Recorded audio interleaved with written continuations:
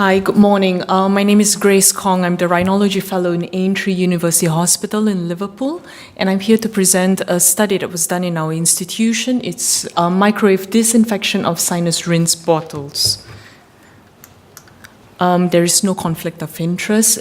Before I start, I would like to acknowledge that this study has been published in the Clinical Otolaryngology in August 2017, and it is in collaboration with the Liverpool School of Tropical Medicine, and it was presented in the Rhinological Research Society meeting in March 2017 by my predecessor, Dr. Amanda Bartolo, and she was presented the Philip Stell Prize for this presentation. To start with, saline irrigation is an integral part in the management of chronic rhinosinusitis, including for post-operative management of these patients.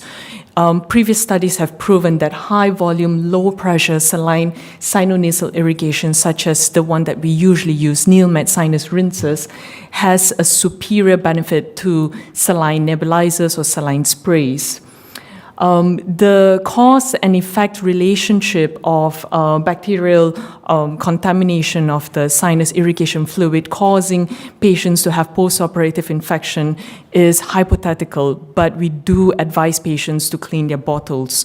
There are various different ways of cleaning the bottles, but we try to come up with a simple and easy way for the patients so that they be more compliant. Studies have also shown that even after washing the bottles, we found that the sinus irrigation fluid is contaminated. This could be because of decrease in patient compliance, but we do try to come up with a way of advising the patients properly. So microwaving is one of the simple techniques of decontamination. In the NeilMed sinus rinses, the manufacturer's recommendations, there's a bit of discrepancy between the regions. So in the UK website, they recommend 60 to 90 seconds of microwaving, but in the American website, it's 90 to 120 seconds. They've also not indicated whether or what microwave wattage should be used by the patients. So our study was to investigate the optimum microwave duration that will achieve the highest degree of decontamination. And not only that, we wanted to see, to assess the effectiveness of this microwaving in different parts of the bottle. That is, you have the three parts of it. One of it is the reservoir, the tube, and the nozzle. We also wanted to assess the effectiveness of microwave disinfection on the irrigation fluid itself. So this is how we prepared the inoculation culture. We took bottles from two post-operative patients. We took swabs from it, we cultured it, and we made an inoculum for a total of 27 milliliters. And that inoculum was used to contaminate the bottles. We divided the bottles to 5 groups depending on the duration of microwaving. So we have 30, 60, 90, 120, and 150 seconds. So for each of this bottle, what we did was we took 1 milliliter of inoculum, we put it in the bottle, and we topped it up with 29 milliliters of saline, kept it for 5 hours, and then for it to actually drain, and then we squeezed it all out, dried the bottle, and we took swabs from it. So swabs are taken from the reservoir, that is the reservoir bottle, the inner tube, and the nozzle. Then we microwaved the bottles, and we took swabs again. After microwaving the bottles, an added thing that we did was to get the irrigation fluid. So we put 5 milliliters of saline into the bottle, swirled it around, took it out, and cultured it too. So with the swabs, we plated it using the 4-quadrant technique. And the colonies were counted at 24 and 48 hours of incubation to take in consideration of slow-growing bacteria. And we used the O'Brien scoring matrix to score the colonies of bacteria.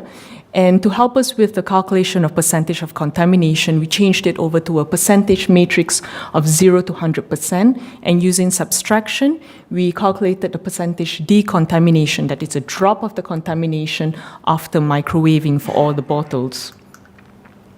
This is the results that we came from. So if you can see, I'll just use the pointer.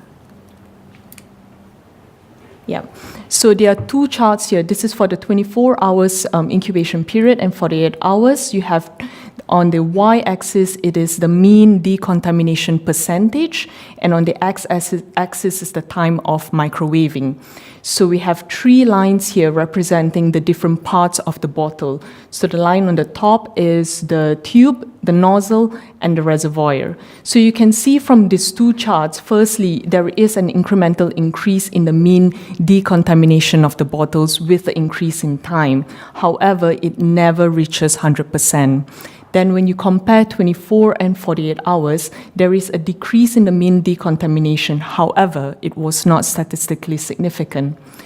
The next point to note is that at the 30 seconds of after 30 seconds of microwaving, there is a very low level of decontamination. However, for the reservoir part of the bottle, there wasn't any. It was 0% of decontamination. But this increased steadily and achieved a significant increase from the 90 to 120 seconds.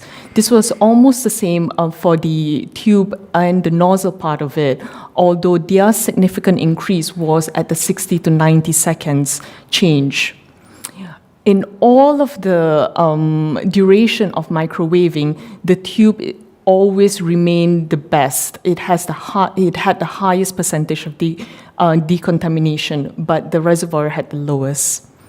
Okay, so, however, although you can see that it was the decontamination increased steadily as you increase the time, what we also noticed was there was a warping of the bottle. But you can notice that it was only in the reservoir part of it and not the nozzle and the tube. So at 120 and 150 seconds group of the bottles, we had two bottles in 120 seconds and 3 bottles in 150 seconds who had this warping of the bottle. When we look at the irrigation fluid, what we charted out was the contamination of the irrigation fluid according to the duration of microwaving. So you can see it shows a similar trend as the bottles, but because we only check after microwaving, you can see we are looking for the decrease in decontamination. So it decreases steadily till the minimum is at 120 seconds. And it is the same in 48 hours, and there was no significance in the difference between 24 and 48 hours. So in conclusion, what we would like to recommend is that the overall optimum microwave time is 90 seconds. Another point to note that I forgot to mention at the beginning is that we use a standard microwave, and we use the highest wattage, which was 700 watts. So, and by increasing the duration, it resulted in higher decontamination, but at the expense of the plastic integrity. So at longer duration, we had deformation of the bottle. Further studies are being done in our institution now to assess the thermoplastic property of various components of the sinus rinse bottle. We have also branched out to look at the effects of the saline irrigation on penetration of the sinuses, whether it's pre-op or post-op, using a 3D printed model. We've also started comparing different sinus irrigation devices that we usually use in our region. Thank you.